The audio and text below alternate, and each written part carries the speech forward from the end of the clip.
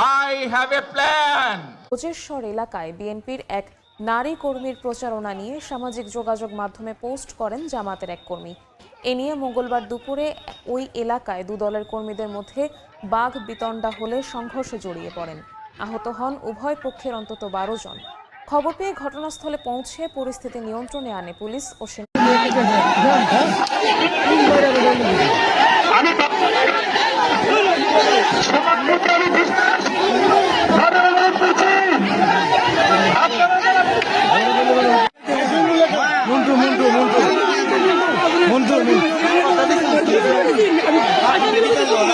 টোড়াগড় এলাকা ও পৌরসভার সর্দার বাড়ির মধ্যে আধিপত্য বিস্তারকে কেন্দ্র করে সংঘর্ষের সৃষ্টি হয়।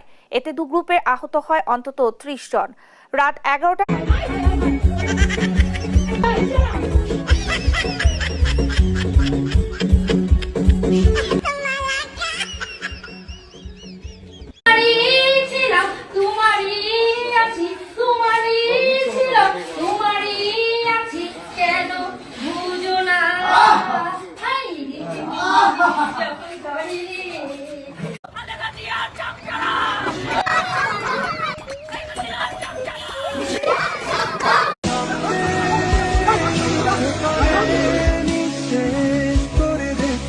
জ্বালিয়ে পুড়িয়ে